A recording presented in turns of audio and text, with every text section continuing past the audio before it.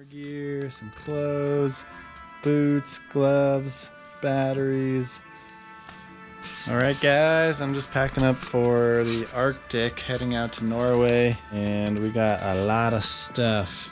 Yeah, we're gonna grab our bags and walk to the bus, jump on the plane, and then another plane, and then another plane, and then we'll be in Norway.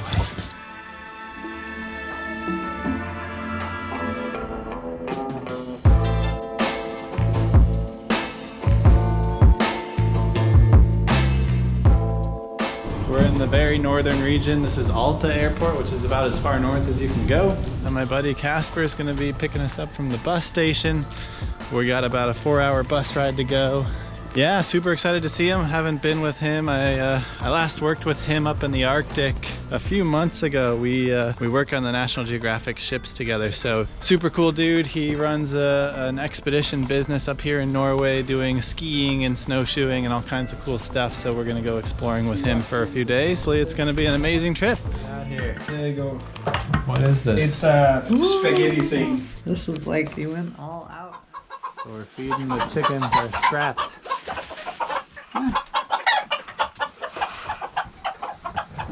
Pasta. Yeah, I love that pasta. Just came from the neighbor's farm. Picked up some eggs.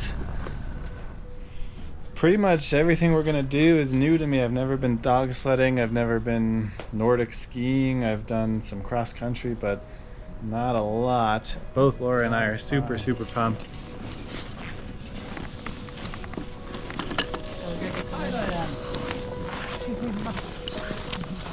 My name is Kasper Jæger, 33.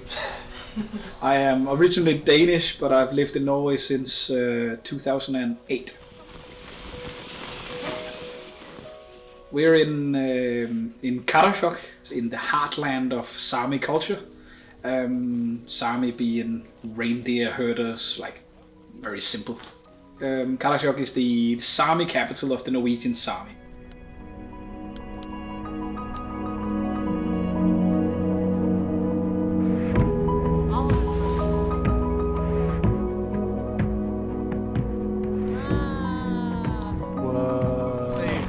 They freeze because they when they evaporate, then they freeze. This is definitely considered the Arctic. Karasjok is located at 70 north, 2 minutes or so, and the Arctic Circle is 66 north. So we are about 450, 500 kilometers north of the Arctic Circle.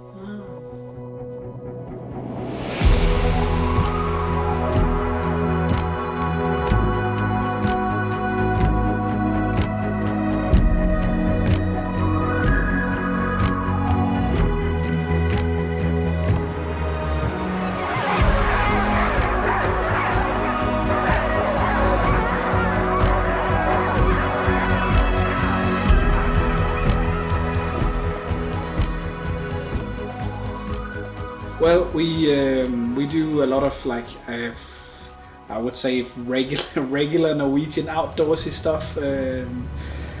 Skis and snowshoes would be the two most common. Skis being the most common, but some places snowshoes is better. We have a lot of puppies to a lot of dogs and so on to train. So hopefully some dog sledding as well if we find the time and it all works out. And yeah.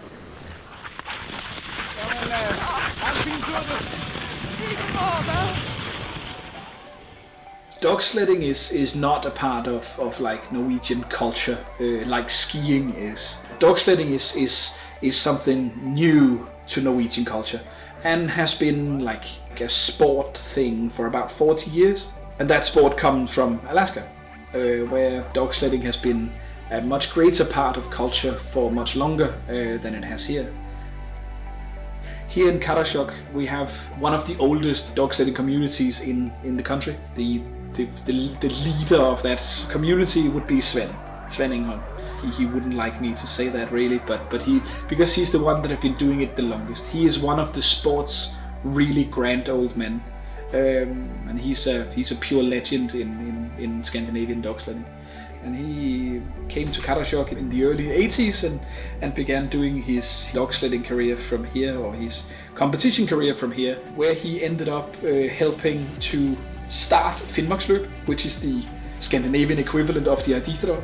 He competed, if I remember correctly, 13 times in a row, 13 years in a row on Finnmarksløbet, where he won 11 of those 13 and became number 2 on the other 2.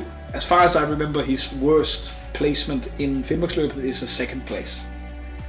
After that, he ended up going to being the first ever European to compete in Idræt with his own dogs. Sven is a very impressive character, not just because of his sportly achievements, but really because of everything. He came to Karasjok with nothing, and has basically, he's with the help of a few very, very close employees and so on, then over the years, then he has built one of the most unique tourist companies in, not just in Norway, but in Scandinavia, maybe even in Europe.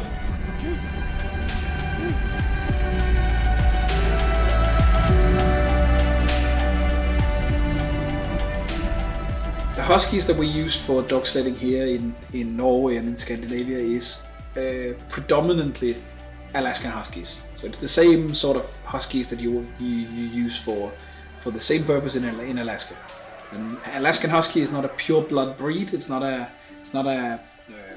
fixed breed, you can say. It's a hybrid dog between many different species of dogs. There are all sorts. There are even pointers and setters and border collies and German shepherds, and all sorts have been mixed together over a few decades. They can look quite similar in one litter, but that also means that from litter to litter and from dog yard to dog yard, they can be very, very, very different looking. We don't really look for any coloration, for example. We're looking for different things when breeding these dogs, and looking at how their coat is, how they can cope with the cold, how willing they are to work, and all these things, and how easy they are to handle. Because a lot of people have a misconception that work dogs or sled dogs are very can be like aggressive or this sort. And if you ever come and visit an Alaskan Husky kennel, you would see that is not the case at all. The Alaskan Huskies are deeply, not dependent, but deeply, they love people, they love to be around people, and they love people.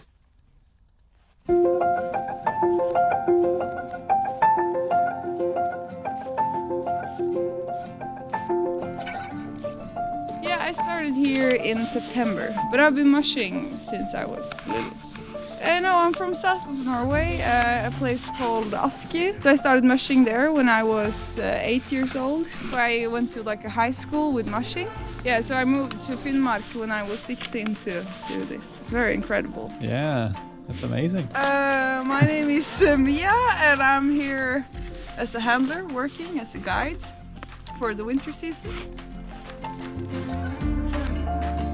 Yeah, now I'm tying up the sled so the dogs don't take off without us. This is the soft brake and this is the hard brake. So this brake we usually use for stopping, then we just go on the boat like this. And this one is more for like, yeah, soft brake. This one, yeah, that's the anchor. This one you're stopping or need to stop, you can put that one down. Oh, you tell them commands. So we use G and Ha.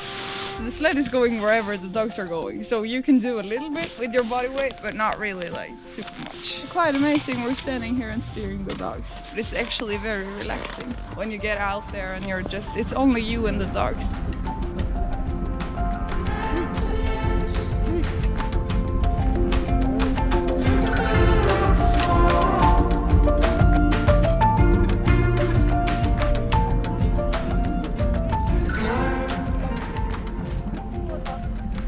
Dog sledding is in a big like change culturally, really, because it's becoming a thing that more and more people know about and more people follow like a sport.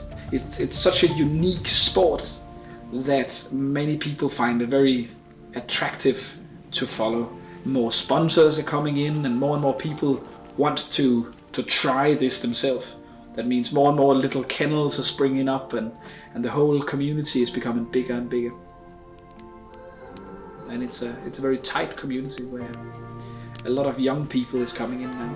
And I think one of the reasons why people find it an attractive sport to follow is that there is no separations between gender. Because there is no males and females that are being, men and women compete exactly on the same terms. And what shows is that it used to be like the winner of Finnmarksløbet or the big races would be like a tough bearded adult man. That would be the winner. But both in Alaska and here in Norway, it shows that over the last decade or so, the women has really been beating the guys, the men's ass really, with women doing the fastest ever run, women. 3 women on 3 high on top 3. You know, it's a really cool development, and to see that there is no, you know, the dogs are the ones doing the real job.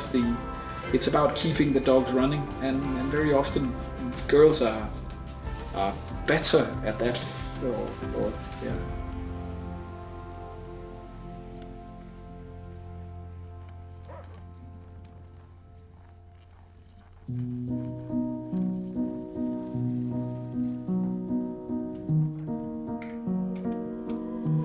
We're super bundled up.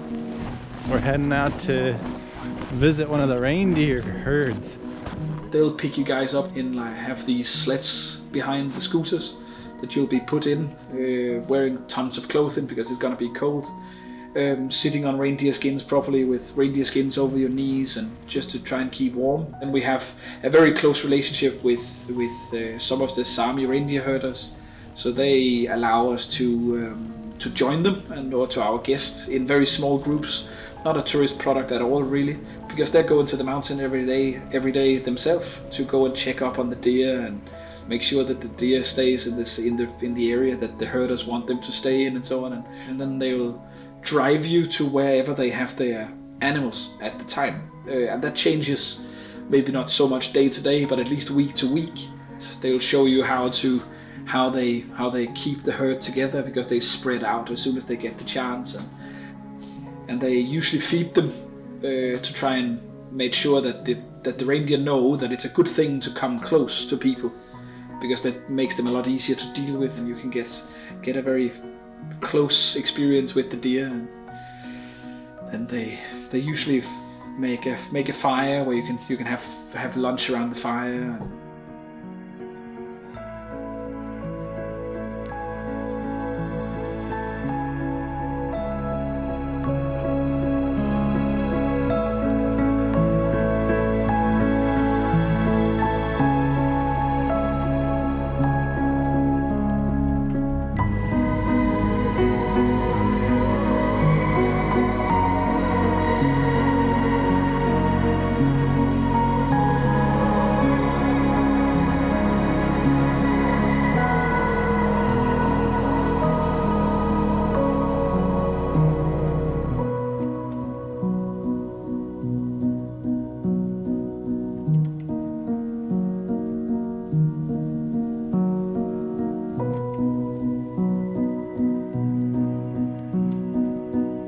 If you haven't experienced the blue light season in December and early January, then it's quite a neat experience really. It means that the sun never touches the horizon, but there is like a blue light. It's very tricky to twilightish light without having any color on the horizon. So it's just kind of blue everywhere. Wow, unbelievable evening. All right, packing it up. And then you navigate by map and compass, just like you would if you were skiing. We do mainly ski expeditions. I have a hard time about the word expeditions, because nowadays everything is an expedition. But our shortest trip is 9 days, which is on skis and in tents and everything. So we do ski expeditions, in the lack of a better term, long ski trips, where we are 100% self-sufficient, bringing everything with us. All of our ski expeditions you usually have to book the year before, both because you need to be in a certain fitness but also because we only do very small groups. Usually a regular group is usually more like 4, 5 or 6 people to 1 or 2 guides. Snowshoe hikes with hunting for northern lights, of course, in the dark period, and ice fishing on some of the lakes in the mountains. And unbelievable experiences out here.